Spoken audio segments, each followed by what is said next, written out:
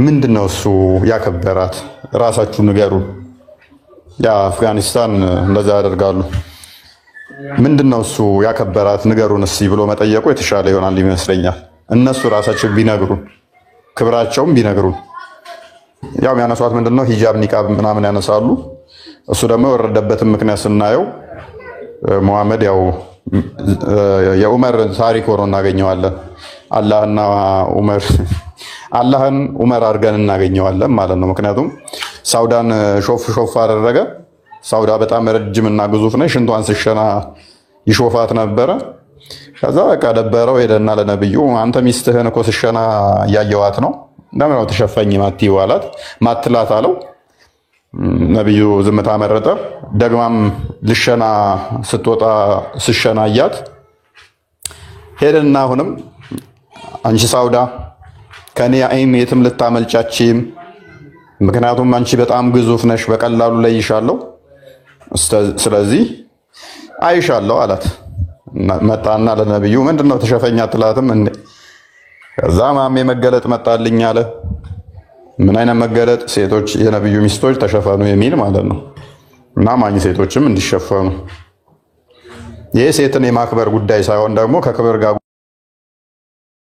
ጉዳይ ሳይሆን ሴትን ከባሪያ ጋር የሚለይበት።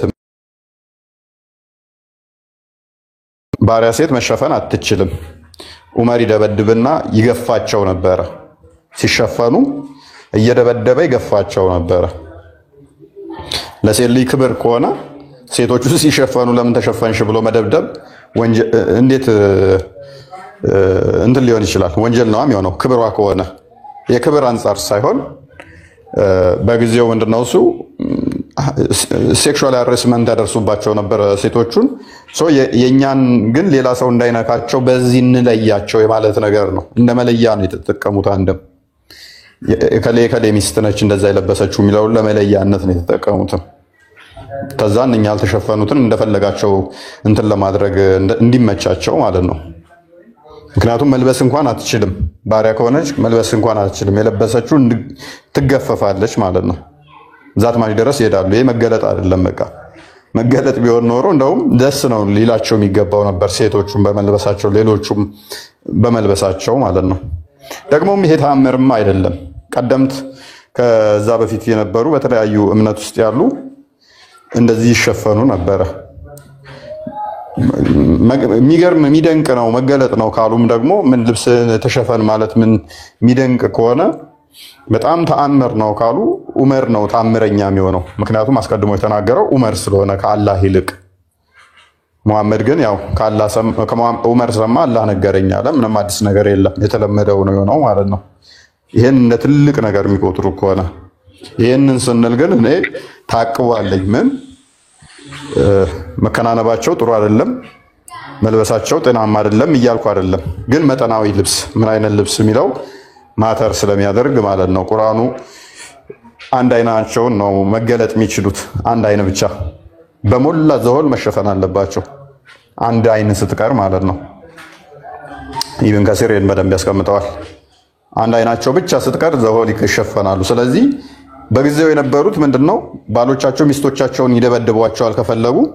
ምክንያቱም ቁርአኑም አዲሱም ስለሚፈቅድ አንድ ሴት ልጅ ብትደበደብ ፊቷ በቦክስ ቢመታ ፊቷ ይናገራል። ብስጭቷን፣ ብሶቷን፣ ሐዘኗን ፊቷን አይቶ ሰው ይረዳላታል። ስለዚህ መሸፈኛም ነው የተጠቀሙት፣ መደበቂያ ሐዘኗን፣ ችግሯን፣ መከራዋን ሰው እንዳይረዳላት የሙስሊም ሴት በእንደዚህ አይነት ሁኔታ ትሰቃያለች የሚለው ሰው አይቶ እንዳያዝንላት ገነዛት ማለት ነው። በቁሟ ሸፈናት። ስለዚህ በቀላሉ ሰው ሊረዳት አይችልም። ፔኗን ሊረዳላት አይችልም ማለት ነው። በዛ በጨርቁ ስላለች ህመሙን ሊያቅላት አይችልም። እዛው እስር ቤት ውስጥ ተጠፍንጋ ትኖራለች ማለት ነው። እንደ እስር ቤትም ነው የተጠቀሙበት እና እንደዛ ተጠቅመውበታል። ይህንን እንደ ክብር የሚቆጥሩ ከሆነ በተረፈን እንጃ ነው ያከብራል ብለው የሚያነሱት ጥቅስ ምን አለ? ያከብራል ሴትን ልጅ ብለው የሚያነሱት ጥቅስ አለ? አይ ቲንክ በመካ በነበረበት ሰዓት እንኳን ገነት የሚገቡትን ሲናገር ወንዶቹን ብቻ ነበር ገነት ትገባላችሁ ያላቸው። ግን ወደ መዲና ከሄዱ በኋላ ነው ስለኛ እኮ አንድም ነገር አልተናገርክም ብለው የነብዩ ሚስትና አንድ አንሳሪ ትመስለኛለች ከአንሳሪ የሆነች ሴት ነብዩን ስለኛ እኮ ምንም የተናገርከው የለም ብላ ስትጠይቀው አይ መልካም ሰሪዎች ትገባላችሁ እናንተም ብሎ አላቸው ማለት ነው። አስቀድሞ ግን ምንም ያለው ነገር የለም። 10 ዓመት ሙሉ በመካ ሲያስተምር እረስቷቸዋል ገነት እንደሚገቡ እንኳን ሴቶቹ። ስቲል ትገባላችሁ ካላቸው በኋላ ደግሞ መዲና ላይ ሄዶ መዲና ላይ እንትን ካለ በኋላ ሴቶቹ ክሌም ካደረጉ በኋላ እኛ ምንም ተስፋ የለንም ማለት ነው በገነት ስለኛ እኮ አንድም ትንፍሽ አላልክም 10 ዓመት ሙሉ ከተባለ በኋላ ትገባላችሁ ቢላቸው ምንድነው ያላቸው? ግን መልሶ መጠናችሁ ትንሽ ነው፣ በቁጥር አናሳ ናችሁ። ምክንያት ሲያስቀምጥስ ባላችሁን ብዙ ጊዜ ትራገማላችሁ፣ በዚህም ምክንያት የገሃነም ናችሁ። ኢማጂን ባሏን ለምን ትራገማለች ብለን ሩት ኮዙን ስናይ ደግሞ ምትራገም እንኳን ከሆነች 4 ድረስ እንዲያገባ ፈቀደለት፣ ደግሞም ባሪያውን እንዲገናኝ ፈቀደለት። ልብ በሉ 4 ድረስ ከፈቀደለት ባሪያውን እንዲገናኝ ከፈቀደለት እቺ ሴት አራተኛ ነች እንበል፣ አራተኛ አደረጋት። ባሪያዎቹን ፈቀደ። ከሱ ማግኘት የነበረባትን ፍቅር ሳታገኝ ስቀር ሊሰማት ይችላል። ፕላስ ይህንን ፍቅር ብቻ ማጣቷ ሳይሆን አይ ፍታዊ ከሆነ ነው ምናምን ብለው ሊደልሉ ይሞክራሉ። ነገር ግን ቁርአኑ መልሶ እዛው ደግሞ ምን ይላል? በሴቶች መካከል ለማስተካከል ምንም እንኳን ብትፈልግ አትችልም ይላል። ወንዱ ምንም እንኳን ፍታዊ ልሁም ቢል ማስተካከል እንደማይችል ይናገራል። ስለዚህ እቺ ሴት ፍትህ ካጣች አንዷ ነች ብለን እናስብ። ማስተካከል እንደማይችል የነገረው አላህ ነው ብለን ያዘን አይደለም? ምክንያቱም አትችልም ይለዋል። ምንም እንኳን ብትፈልግ እንኳን አንተ ብትሻ እንኳን አትችልም ይላል ማስተካከልን። ስለዚህ 4 አግብቶባታል፣ ባሪያዎችን ደርቦባታል። ከዛች ሴት ፍትህ አጣለች። ምክንያቱም እሱ ደግሞ ሆን ብሎም አይደለም ለማስተካከል ባለመቻሉ ፍትህን በማጣቷ ምክንያት እቺ ሴት አማረረች። በማማረሯ ምክንያት ደግሞ አላህ ጋንም ይከታታል። ይመቸዋል። ከምር በጣም አላህ አዛኝ ቸር ሩሩ ነው። አረ ይመቸው። ቅድም ባነሳው ላይ ግን ሂጃብ ይሄ ተአምረን የሚያሳይ ነገር አይደለም። ኦፍ ኮርስ በኡመር አማካኝነት ራሱ ኡመርን በነገራችን ላይ የሚኩራራበት ነው። በሱ ምክንያት 3 ናቸው 2 አንቀጾች እንደወረዱ ይናገራል ራሱ ኡመርም ማለት ነው። ሱረቱል ተህሪም ቁጥር 5 ላይ ያለው መላችሁንም ቢፈታችሁ የሚለው አንቀጽም በሱ ምክንያት ነው የወረደው የነብዩ ሚስቶች ስለተቆጣ። ቀደም ስትናገር ምን አልክ? እንትኑ ይሄ ሂጃቡ መከራቸውን የሚደብቅላቸው ነው። ለምሳሌ ቢመታት በሱራ 4:34 መሰረት ሴት ልጅ መደብደብ መመታት እንዳለባት ይናገራል። ለዚህ ስትመታ ስርዝ ድልዝ ብልዝ ነው ልትሆን የምትችለው። ልክ ወደ ነብዩ የመጣችው ሴት ያቺ ሪፋፈቱ አብዱራህማን ያገባት ሴት ማለት ነው። አብዱራህማን ቅጥቅጥ አድርጓት ተደብድባ ስትመጣ የለበሰችው አረንጓዴ ልብስ ሰውነቷ ከለበሰችው አረንጓዴ ልብስ በላይ ምንድነው የሚባለው ስርዝ ድልዝ ሆና ነበር ወደ ነብዩ ጋር የመጣችውና ፍትህን ስትጠይቅ የነበረው። ልክ እንደዛ አሁን ስርዝ ድልዝ ሆና ፍለፊት ላለመታየት ይሄ ሂጃቡ መደበቂያ ነው። ምክንያቱም በነብዩ ዘመን ካያችሁ ሱናን ኢብኑ ማጃ 1985 ላይ በጣም ብዙ ሴቶች ተደብድበው ባሎቻቸው ቀጥቅጠዋቸው ማለት ነው ወደ ነብዩ ፍትህን ፍለጋ ሲመጡ ፍትህን አይሰጣቸውም ነበር። ይሄ መከራን መደበቂያ ነው። ብዙ ሴቶች ተደብድበው በባሎቻቸው ወደ ነብዩ ፍትህን ፍለጋ ይመጡ ነበር። ያቺ ስርዝ ድልዝ ሆና የመጣችው ሴት እንኳን ፍትህን አላገኘችም። በነገራችን ላይ ጭራሹኑ አንቺ ወደ መጀመሪያው ባልሽ ልትመለሽ ከሆነ ሐሳብሽ በመጀመሪያ ከአብዱራህማን ጋር ግንኙነት መፈጸም አለብሽ ብሎ ነው ጭራሹኑ የገላገላት ያቺን ሴት እንኳን ማለት ነው ተቀጥቅጣ መታ። ብዙ ሴቶች ደግሞ እየተደበደቡ ይመጡ ነበር ስቲል በነብዩ ዘመን ማለት ነው። አሁን አይደለ አሁን ቀርቶ በነብዩ ዘመን እንኳን በጣም እየተቀጠቀጡ ወደ ነብዩ ጋር ፍትህ እየፈለጉ ይመጡ ነበር። ያሁን ሙስሊሞች ግን ይመጡና ምን ይሉናል? አይ በምስዋክ በጥርስ መፋቂያ ነው እንድትመታ ያዘዛት። ጥርስ ነች እንዴ እሷ የሚፈቃት በጥርስ መፋቂያ? በጥርስ መፋቂያ እንዴት ነው ሰው የሚመታው? በጌታ ስም ሲሰክሱ ራሱ እኮ ሳክሳቸው ራሱ እንደው ሰው እንዲቀበለው አይ እንደው አሳማኝ ሆነ አይ የሆነች አርጩሜ ነች ምናምን ቢሉ እኮ እሺ። ጥርስ መፋቂያ ይልሃል። ጥርስ መፋቂያ እንዴት ነው የምትመታት? እሺ በጥርስ መፋቂያ እንዴ?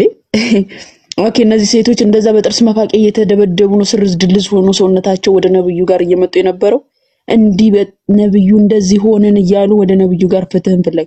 በነገራችን ላይ በሌላም ሐዲስ ላይ አጥንቷን ሰባብሯት ቀጥቅጧት ማለት ነው። አጥንቷን ሰባብሯት ወደ ነብዩ ጋር ፍትህን ፍለጋ የመጣችን ሴት ንብረቷን ወስደ አሰናብታት ብሎ ነው የተናገረው መሐመድ። ለምን እንደዚህ መታችኋት? እኔ እኮ የፈቀድኩላችሁ በመስዋክ እንድትመቱ በጥርስ መፋቂያ እንድትፈቋቸው ነው አላለም። ንብረቷን ወስደ አሰናብታት። ጭራሹኑ ያላትን ንብረት ራሱ እሱ መውሰድ እንዳለበት ወስደ አሰናብታት ብሎ ነው ሲያሰናብት ሲያዝ የምትመለከቱት። ስለዚህ አሁን ሙስሊሞች ይሄ ሞራል ጥገና እንጂ ንግግራቸው መጽሐፋቸው ላይ የተደገፈ አይደለም።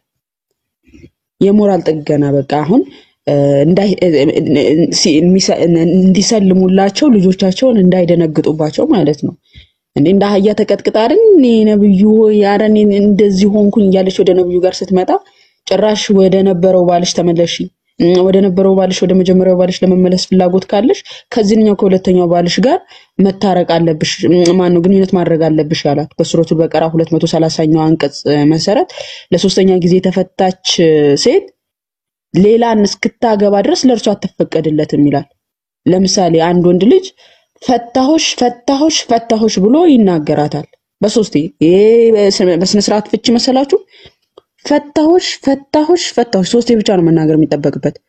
ከዛ እቺ ሴት ከተፈታች ከዛ ፈታሆሽ ብሎ ካሰናበታት ባሏ ጋር ተመልሳ ለመታረቅ ሌላ ወንድ የሷን ገላ ማየት አለበት ነው የእስልምናው ህግ። በደንብ አስተውሉ። የክርስትናውንና የእስልምናውን ፍቺና ህርቅ በንጽጽር እዩት። በእኛ ፍቺ የሚፈቀድበት እሱ አመንዝራ ከሆነ ወይም እሷ አመንዝራ ከሆነች ማለት ነው። ረክሳ ባሏን እንዳታረክስ ወይም እሱ ረክሶ ሚስቱን የተቀደሰችው ሚስቱን እንዳያረክስ ካመነዘረ ፍቺን ይፈቅዳል ጌታ አምላካችን እግዚአብሔር። እኔ ፍቺን አልፈቅድም ያለ አምላክ ነው። ነገር ግን ፍቺን የሚፈቅድበት መንገድ ደግሞ አለ። እሱ ምንድነው? አመንዝራ ከሆኑ እሱ አመንዝሮ ከሆነ ወይም እሱ አመንዝራ ከሆነች ፍቺ ይፈቀዳል። በእስልምናው በእኛ ፍቺ የሚፈቀድበት መንገድ ዝሙት ከተሰራ ነው። በእስልምናው ደግሞ ህርቅ የሚፈቀድበት መንገድ ዝሙት ተሰርቶ ነው። በደንብ አስተውሉ። በእኛ ዝሙት ከተሰራ ፍቺ ይፈቀዳል። በእስልምናው ግን ፈታሁሽ ብሎ አሰናብቷት እንደው ባሌን በደልኩት ወይኔ እኔ ነኝ ጥፋተኛ እንደው ይቅርታ ብዬው ልመለስ ወደ ባሌ ብላ ብታስብ ያቺ ሚስት ምንድነው የምታደርገው? ገና ሌላ ወንድ ማየት አለበት። ያ የመጀመሪያ ባሏ ጋር ህርቅ ለመፈጸም ማለት ነው። ኢማጂን። ይሄ ቁርአንም ሐዲስም የሚለው ነገር ነው። ይሄ እስላማዊ ትምህርት ነው። አንዲት ሴት ለሶስተኛ ጊዜ ተፈታይ ሴት ተመልሳ ከመጀመሪያ ባሏ ጋር ለመታረቅ ግዴታ ያቺን ሴት ሌላ ወንድ ገላው ማግኘት አለበት። እንደው የአላህ አስተሳሰብ ራሱ ምን ያህል እንደው አይደለም አምላክ የሰፈር ዱርዬ እንኳን እንዳልሆነ የምታውቁት ማለት ነው። የሰፈር ዱርዬ እንኳን የማይናገረው ነገር እንዳልሆነ የምታውቁት። እሺ እቺ ሴት ከመጀመሪያ ባሏ ጋር ለመታረቅ ሌላ ወንድ ጠበሰች ወይም ደግሞ ሌላ ወንድ ጠበሰች። አረ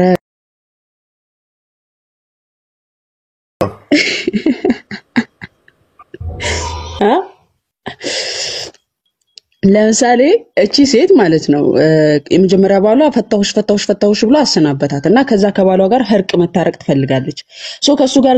ከሱ ጋር ለመቀጠል ትዳሯን ለመመስረት ስለምትፈልግ ሌላ ወንድ ማየት አለብሽ ብሏታል አላህ ደግሞ ከዛ ከመጀመሪያ ባሏ ጋር ህርቅ ለመፈጸም ማለት ነው። ስለዚህ ምን ታደርጋለች? ሌላ ወንድ ጋር ግንኙነት ትፈጽማለች ወይም ደግሞ ከሌላ ወንድ ጋር ትቀራረባለች። አስቡ ያ ወደሷ የሚቀርበው ወንድ እቺ ሴት የትዳር አጋሪ ትሆናለች የልጆቼ እናት ትሆናለች ብሎ ነው የሚቀርባት። እሷ ግን ለምን አላማ ነው እዚህ ወንድ ጋር የምትቀርበው? ከመጀመሪያ ባሏ ጋር ህርቅ ለመፈጸም ነው የምትቀርበው። ያንኛውስ ወንድ እሷ እኮ ከሱ ጋር ካደረች በኋላ ወደ መጀመሪያው ባሏ እኮ ትመለሳለች ህጉን ፈጽማ ማለት ነው።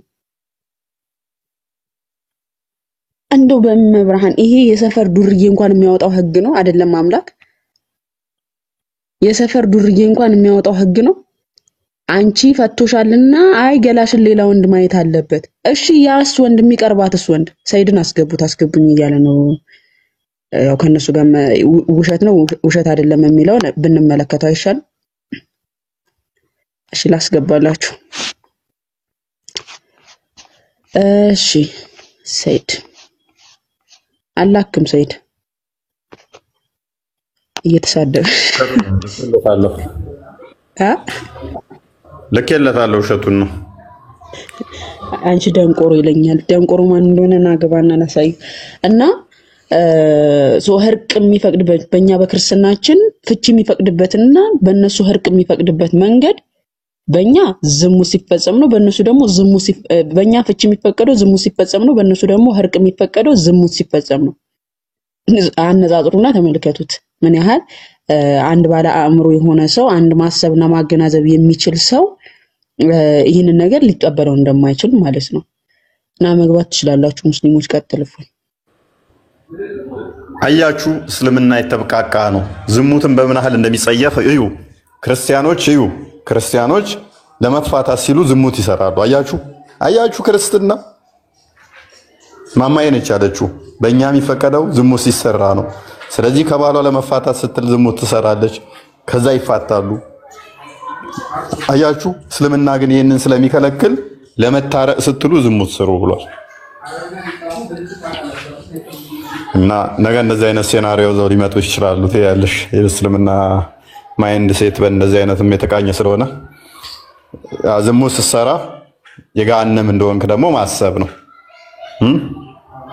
ፍቺ የተፈቀደበት ምክንያት ምንድነው? እሱ አንድ አካል ናቸው። ባልና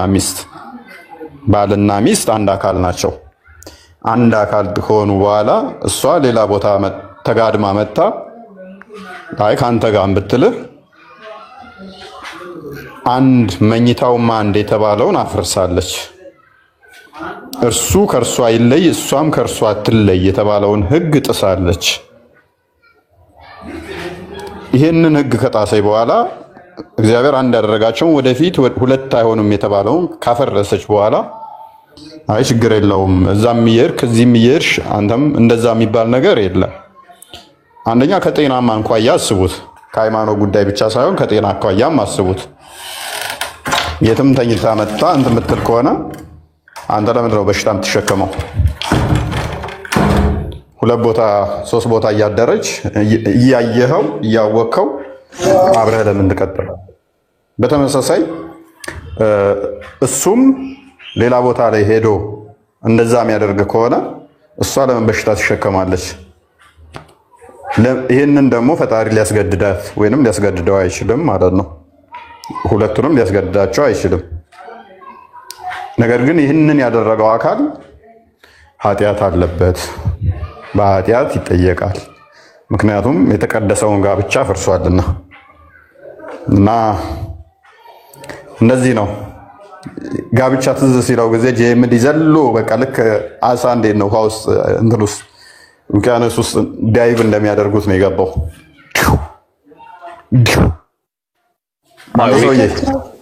ፈታሁሽ አገባሁሽ በሚለው ቢስተካከል። ወአለይኩም አሰላም ወበረካቱ። እንዴት ነህ?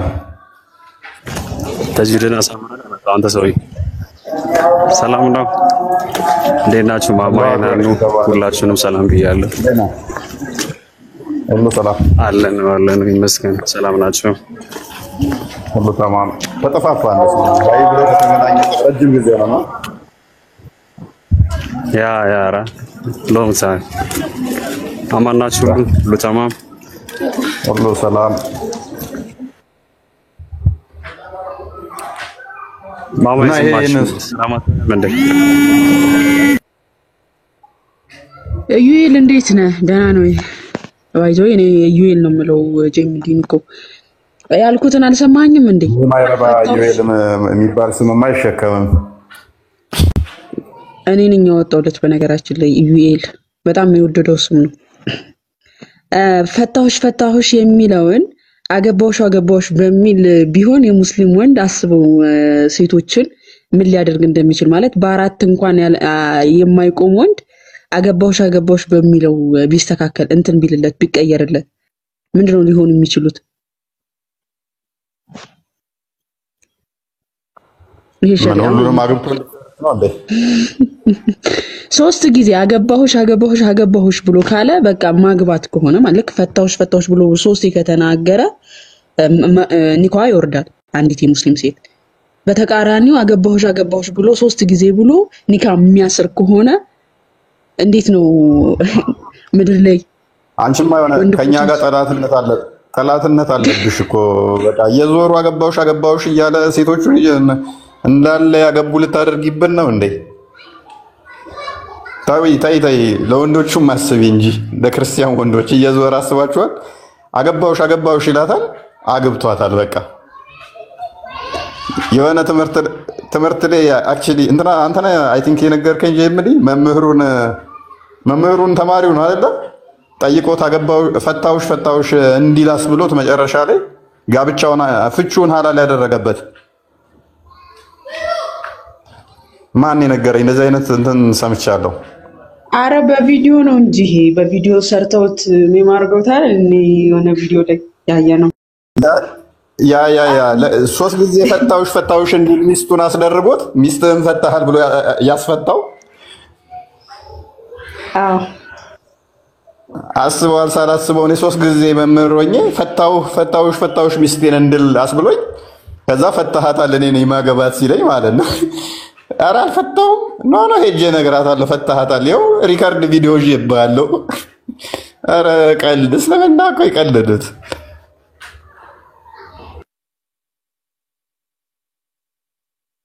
እና ግን ደህና ናቸው፣ ሰላም ነው ሁሉ ተማም። ፈታውሽ ሚል ቃላትን ይኸውልህ ተሳስተህ እንዳትል። ምን አለው?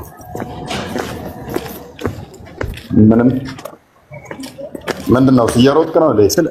ስለምን እያወራችሁ ነው? አቤት አልገባሁም። እየሄድኩ መንገድ ላይ ነው። ስለምን እያወራችሁ ነው? ኖርማል ቶፒክ ጄኔራል ቶፒኩ ማለት ነው። ኖርማል ስለፈቺ ነው። አይ ቲንክ ሴቶችን እስልምና አክብሯል ወይ የሚለውን ነው ስለ የተነሳው። እንዲሁ ነው የሆነበት። ዋዝ ያለ ዝም ብሎ መጓዝ ነው። ስፔሲፊክ ቶፒክ አልያዝንም አክቹሊ አይደል? ያ ሴሊ አይምን መካን ሴት ከምንጣፍ ጋር የሚመስላትን በምንድን ነው እይታዎች አላቸው። ምንድን ነው የሚሉት? እሱን መሀን ለመሆኗ ምክንያት የላትም። አሁን እሷ ሴት ልጅን በምንጣፍ አይምን መካን ሴትም ምንጣፍ ብሎ ማለት ጀስ ይሄ ስድብ አይሆንም ማለት የሆነ ሲመልሱ ከሰማ ወይንም ከዛም ደግሞ እሷን ማግባትን ሪከመንድ አደርጉም። ሸሪያው ደግሞ አይፈቅደውም። ጀስ መካን ሴትን ማግባትን አይፈቅድም ሸሪያው ራሱ። ይሄንን እንዴት ነበር የምታዩት?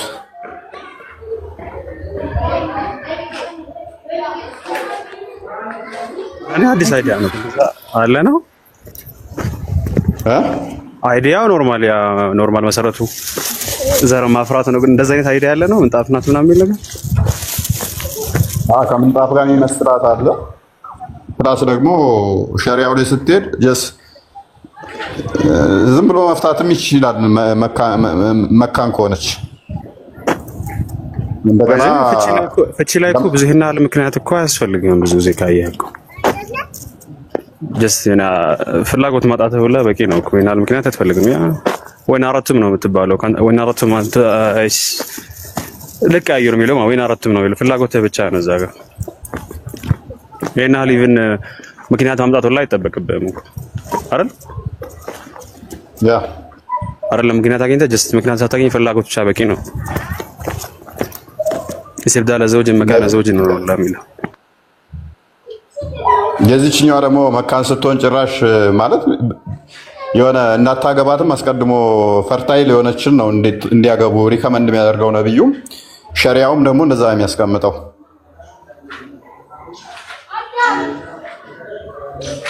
መገባት ካለባቸው ብሎ ሲዘረዝር መካንን አይፈቅድም ሸሪያው። እንደዛ የሚያስቀምጠው እናቺ ሴት ወደ ማን ነው አቤቱታ የምታሰማው?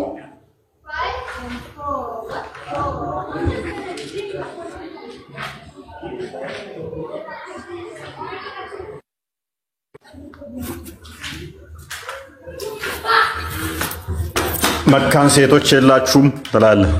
ምንድን ነው አውሩ እንጂ።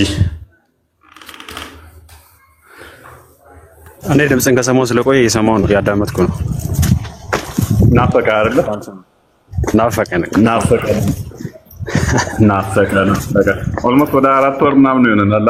አይ ቲንክ 4 ወር ምናምን ይሆናል። እንደዚህ ካወራን ላይቭ ላይ ከገባን አብረን ሶራ ከዛም አይበልጥም ብለን 3 ወር 2 ወር ይሷ ኖ ያንተ ይበልጣል። 4 ወር ይበልጣል ያንተ። ወደ 5 ወር ምናምን ሳይጠጋ አይቀርም። ከእሙ ጋር እንኳን አንድ 3 ወር 4 ወር ይሷ።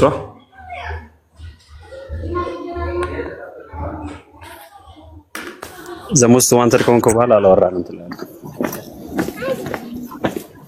ዘሞስት ዋንተድ በቃ አንተ እኮ ማትረባ ጓደኛ ነህ እኮ ማትረባ ማለት ነው።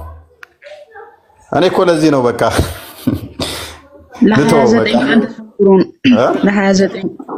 ለ29 ቀን ተሰውሮ ነበረ።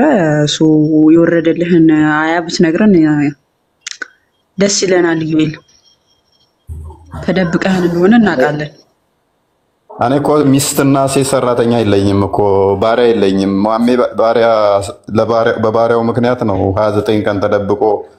እኔ ደስ የሚለኝ ፓርቱ ግን ምንድነው ማሜ የሆነ ነገር በቃ ሲጨንቀው የሆነ ነገር ይጠፋና ከዛ ምክንያት ግን አያጣም፣ ፈጥሮ ይመጣል። ከ29 ቀን ቆይታ በኋላ እናንተም ቢፈታችሁ እንኳን አላህ የተሻለ ሊያጋባው ይቸኩላል አለ። ስለዚህ እያንዳንድሽ አርፈሽ ትቀመጫለሽ አትቀመጭም? ቆጡ ላይ እኮ ነው ቁጭ ያለው ይላል እኮ ወጥቶ ሐዲሳቶቹ ምናምን ነገር ዑመር ሄዶ ምናምን ሚስቶቹን እንትን ሲላቸው ነው። ዑመር ነው አለ ያሻ አባት ሄዶ እንትን ሲል እንትን የአይሻ ሳይሆን የሀፍሳ እንደውም ይቆጣታል። ሀፍሳን አንቺን ሊፈታሽ ታሳዝነኛል። ሀፍዛ እሱ ላይ ማለት በጣም እንትን ትሆናለች፣ ይሰማታል ምናምን ነገር ምክንያቱም እድሜም ትንሽ እንትን ስላለ ምናምን በቃ አርፈሽ ማትቀመጭ ከሆነ ነብዩ ሊፈታሽ ይችላል ምናምን ብሎ ቪክቲም ሲያደርጋት መልሶ አስባል። ተበድለህ መልሰህ ደግሞ አንተ ነህ በዳይ ተብለህ ተመልሰህ ስትወቀስ ከዛ አድማጭ ስታጣ እና ትንሽ እንትን ነበረው። ከ29 ቀን በኋላ እንግዲህ አስቡት። ልክ ሱረቱ ካፍ ላይ ያለው 18ኛው ሱራ ላይ ስንት ናቸው ብለው 3 ጥያቄ አይሁዶች ጠይቀውት ነበር መሐመድን። ስለ ዋሻ ውስጥ ያደሩ ሰዎች ስለ ሩህና ስለ ዙልቀርኔ ጠይቀውት ነበረ እና ነገ መልሱን አመጣላችኋለሁ ካላቸው በኋላ በማግስቱ መልሱ የሚያውቀው ነገር የለም። ስለዚህ ያደረገው ምንድነው? መጥፋት ነው። ኢብኑ ሐጀር አልአስቀላኒ ይሄንን ለ15 ቀን ያህል ጠፋ ይላል። ከ15 ቀን በኋላ ሲመጣ ግን ምንድነው ያደረገው? እንዴት በማግስቱ መልስ እሰጣለሁ ብለህን ለምን ቆየህብን ይሉታል። ቤቴ ውስጥ ውሻ ገብታ በዛ ምክንያት ነው መልሱን ያላመጣሁት አላቸው። እንዴት ይሉታል። ጅብሪል መጣና ቤት ውስጥ ውሻ ካለ እኛ መላእክቶች አንገባም ብሎ ይነገረኝ ሰው በዛ ምክንያት ነው ለ15 ቀን ያህል መልስ ያጣሁት ምናምን ብሎ አላቸው ማለት ነው። ይሄ ሊትራሊ ፉገራ ነው። ቁረሾቹ ጥያቄያቸው ምንድነው? ነቢይ መሆኑን በምን እንወቅ ብለው ለማጣራት ነው። ስለዚህ ለማጣራት ደግሞ መረጃ አይሁዶቹ ከተውራት ላይ ስለሚያውቁ የነብይነት መስፈርትን እናንተ ፈትኑት አሏቸው። አይሁዶቹ ደግሞ ነቢይ ከሆነ እነኝን ጠይቁ። ዙልቀርኔ ማን ነው? በኬቭ እንትን ውስጥ በዋሻ ውስጥ ያደሩ ሰዎች ስንት ቁጥራቸው ስንት ነው? ሩህስ ምንድነው? መንፈስስ ምንድነው ብለው ጠየቁት። መልሱን 3ቱንም አያውቃቸውም። ከዛ እንዴት እንደመለሰ ላሳያችሁ። ከቆይታ በኋላም ሲመጣ ውሻ ቤቴ ውስጥ ስለቆየች ነው ብሎ ፎገራቸው። ልክ 29 ቀን ቆይቶ ባሪያውን ወሲብ አድርጎ ሲንጫጩበት 29 ቀን ያህል እንደተደበቀው ማለት ነው። ይሄንኛውም 15 ቀን ቆየና ከዛ በእንደዚህ ምክንያት ነው ውሻ ቤቴ ውስጥ ስላለ። እውነት ውሻን መላእክት የምታባረር ውሻ እና ሙሐመድ 15 ቀን ሙሉ ከቤቱ ወጥቶ አያውቅም ማለት ነው። ጅብሪል ቤት ብቻ ካልሆነ አያገኘውም ማለት ነው። በ15 ቀን ውስጥ ሙሐመድ ካካም ብሎ አያውቅም ማለት ነው። አንድ ቀንም ሽንቱን ሸንቶ አያውቅም ማለት ነው። ወደ ሌላኛው ሚስቱ ጋም ጎረቤት አልሄደም ማለት ነው። ጅብሪል ደጅ ሆኖ የሚጠብቀው ቤት መግባት የፈራው አንድ ቀንም መስጊድ ሄዶ አያውቅም ሙሐመድ። እንመን መልሱን ያውቀዋል። ጅብሪል ያመጣለን ነበር፣ ግን ሙሐመድ አንድም ቀን ከቤቱ ስላልወጣ ይህን ያህል ቆየ። ጅብሪል መግባት ፈርቶ ውሻ ጡጥላን ፈርቶ። ጡጥላዋም ደግሞ ገራሚ ነች። 15 ቀን ሙሉ ካልጋ ስር አልወጣችም። ጠረጴዛ ስር ይለዋል አንዳንዱ ደግሞ አልጋ ስር ይለዋል። 15 ቀን ሙሉ ጥቅልል ብላ አትበላ ጠጣ፣ በቃ ለጥ። ልክ እንደ ዘንዶ አንድ የደህና ነገር ውጣ እዛው ለጥ ብላለች። እንመን። አይናችሁን ጨፍኑ፣ አሜን በሉ፣ እመኑ። ይሄ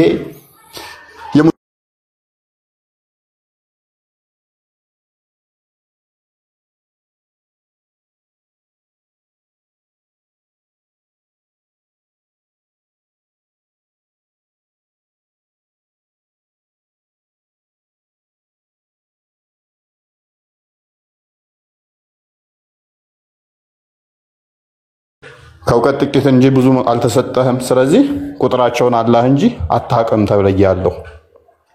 መልስ ይሆናል ይሄ። አላህ ነው የሚያውቀው፣ ቁጥራቸውን አታውቅም። እንመን። ይሄ መልስ ነው። በቃ እንመን።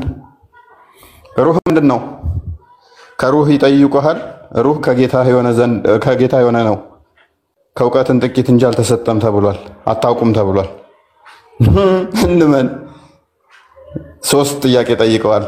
ከ3ቱም መልስ የለም። ዙርቀኔ ማለት ቀንዳም ሰውዬ ነው። ሲሄድ ፀሐይ መግቢያ ውስጥ አገኛት፣ ጮረቃ ውስጥ ስገባ አገኛት ምናምን በለም። እንመን። ከዛ ይሄንን የነገረንን አካል ነብይ ያደረግነውና ሾም ነው። አሁን ነብይ ሆኖ ተሾመ። የነብይነት መስፈርቱን አለፈ። በገዛ ሐፍዛ ቤት ውስጥ መሪያ ቅብጥያን ግንኙነት አደረገ። አይሻና ሐፍዛ ደግሞ ሊፈቱት አልቻሉም። እንዴት ብለው ሴት ሲያደርጉት አይ ለማንም እንዳትነግሪብኝ ብሎ ለ29 ቀን ተደበቀ።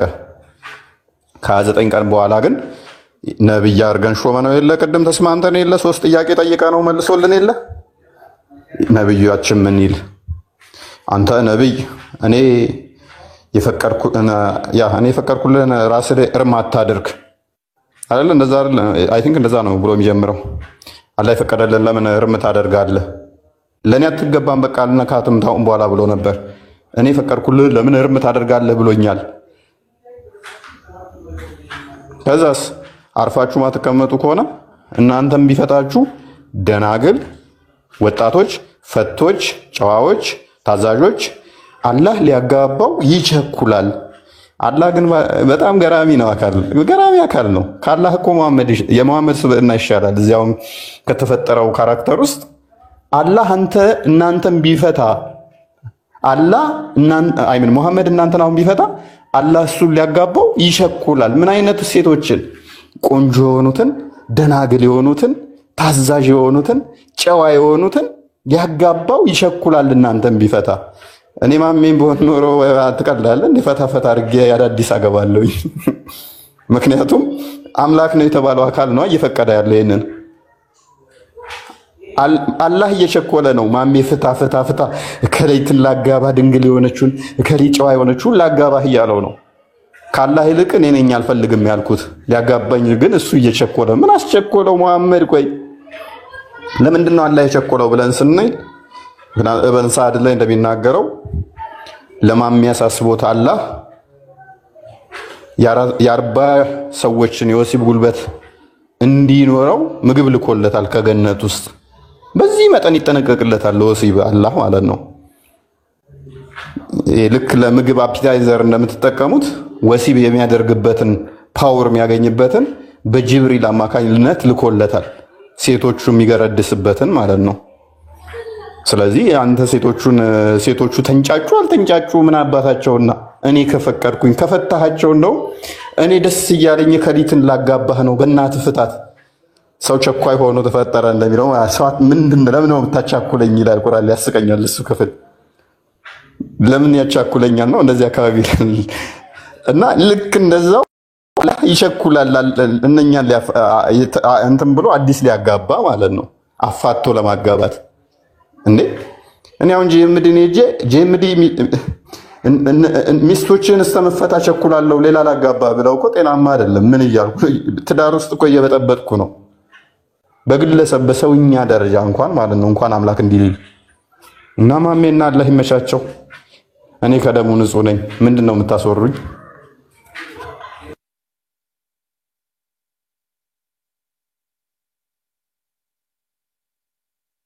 መድረኩን ተቆጣጠርከው ብቻ ነው። ስንት ሰዓት ነው ያወራው? ሳታቋርጥ አንተ ተወሰወስኩ እኮ የማሜ ታሪክ ተመቸኝና ተወሰወስኩ። እንደዚህ አይነት ታሪኮች አውርቼ ረጅም ሰዓት ገብቼ አላውቅም በእንደዚህ አይነት ቶፒኮች ላይ ባይዘ ረጅም ጊዜ ነው። ለዛ ነው መሰለኝ